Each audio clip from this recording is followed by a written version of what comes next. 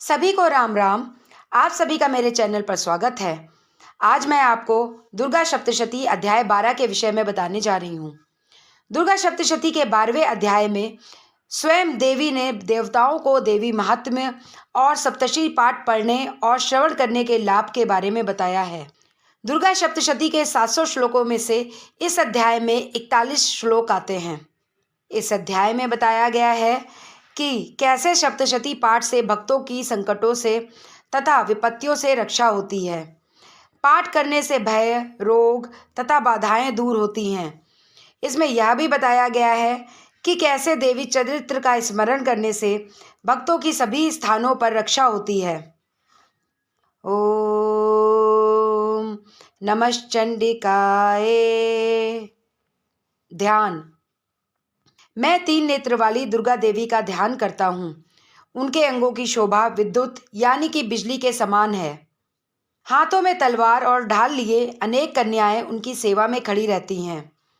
वे अपने हाथों में चक्र, गदा, तलवार, ढाल, बाण, धनुष, पास और तर्जनी मुद्रा धारण किए हुए हैं। उनका स्वरूप तेजोमय अग्नि के तुल्य है तथा उनके मस्तक पर चंद्रमा का मुकुट सुशोभित हो रहा है। देवी बोली, हे देवताओं, जो एकाग्रचित होकर प्रतिदिन इन स्तुतियों से मेरा ध्यान करेगा, उसकी सारी बाधाएं मैं नष्ट कर दूंगी। जो मनुष्य मधुकैटभ के नाश तथा महिषासुर संहार और शुंभ निशुंभ के वध का पाठ करेगा तथा अष्टमी नवमी को जो एकाग्रचित भक्ति पूर्वक महात्म्य को सुनेंगे, उन्हें कोई पाप छू नहीं सकेगा और पापों से होने वाले पाप जनित आपत्तियां भी नहीं आएंगी। उनके घर में दरिद्रता नहीं होगी, ना तो इष्ट मित्रों का विछोह होगा। पाठ करने वाले को शत्रु से, चोर से, राजा से, शस्त्र से, अग्नि से अथवा जल समूह से कभी भय नहीं होगा। इसलिए सबको एकाग्रचित होकर भक्ति पूर्वक मेरे इस महात्म्य को सदा पढ़ना और सुनना चाहिए। यह परम कल्याणकारक है। मेरा महात्म्य महामारी से उत्पन्न होने वाले उपद्रवों तथा आध्यात्मिक, आधि भौतिक, आधि दैविक उत्पातों को भी शांत करता है। मेरे जिस मंदिर में प्रतिदिन विधि पूर्वक मेरे इस महात्म्य का पाठ किया जाता है, उस स्थान को मैं कभी नहीं छोड़ती। वहाँ सदा ही मेरा निवास रहता है। पूजा, होम तथा महोत्सव के अवसरों पर मेरे इस चरित्र का पूरा पाठ और हवन करना चाहिए। या ऐसा करने वाला मनुष्य विधि को जानकर अथवा नहीं जानकर भी जो पूजा और हवन को करेगा, उसे मैं प्रसन्नता पूर्वक स्वीकार करूंगी। शरद काल में प्रतिवर्ष जो मेरी महापूजा की जाती है, उसमें भक्ति पूर्वक मेरे इस महात्म्य को सुनेगा, वह मनुष्य मेरे प्रसाद से सभी बाधाओं से मुक्त तथा धन धान्य एवं पुत्र से युक्त रहेगा। इसमें तनिक भी संदेह नहीं है। मेरे इस महात्म्य, मेरे प्रादुर्भाव की सुंदर कथाएं तथा युद्ध में किए हुए मेरे पराक्रम सुनने से मनुष्य निर्भय हो जाता है। मेरे महात्म्य का श्रवण करने वाले पुरुषों के शत्रु नष्ट हो जाते हैं, उन्हें कल्याण की प्राप्ति होती है तथा उनका कुल आनंदित रहता है। शांति कर्म में खराब स्वप्न दिखाई देने पर और ग्रह जनित भयंकर पीड़ा के समय सब जगह हमारे महात्म्य का श्रवण करना चाहिए। इससे सब विघ्न तथा भयंकर ग्रह पीड़ाएं शांत हो जाती हैं और मनुष्यों द्वारा देखा हुआ बुरा स्वप्न शुभ स्वप्न में परिवर्तित हो जाता है।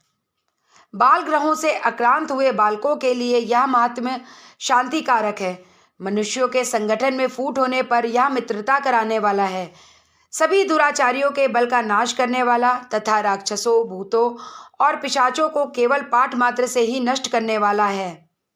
मेरा यह महात्म्य मेरे समीप पहुंचाने वाला है। पुष्प, अर्घ्य, धूप, दीप, गंध आदि से पूजन करने से, ब्राह्मण भोज से, होम से, प्रतिदिन अभिषेक करने से, नाना प्रकार के भोगों के अर्पण से तथा दान आदि से 1 वर्ष तक मेरी आराधना से मुझे जितनी प्रसन्नता होती है, उतनी प्रसन्नता मेरे इस उत्तम चरित्र का एक बार श्रवण करने मात्र से हो जाती है। यह महात्म्य श्रवण करने पर पापों को हर लेता है और आरोग्य प्रदान करता है। मेरे प्रादुर्भाव का कीर्तन समस्त भूतों से रक्षा करता है तथा मेरा युद्ध विषयक चरित्र दुष्ट दैत्यों का संहार करने वाला है। इसके सुनने पर मनुष्यों को शत्रु का डर नहीं रहता। देवताओं, तुम लोगों ने तथा ब्रह्मर्षियों ने जो मेरी स्तुतियाँ की हैं तथा ब्रह्मा जी से जो स्तुतियाँ की गई हैं, वे सभी सुंदर बुद्धि प्रदान करती हैं। जंगल के अकेले रास्ते में अथवा आग लगे वन में घिर जाने पर अथवा निर्जन स्थान में चोरों से घिर जाने पर या शत्रुओं से पकड़े जाने पर अथवा जंगल में सिंह, बाघ या जंगली हाथियों के पीछा करने पर मेरे चरित्र का स्मरण करने से कष्टों से रक्षा होती है।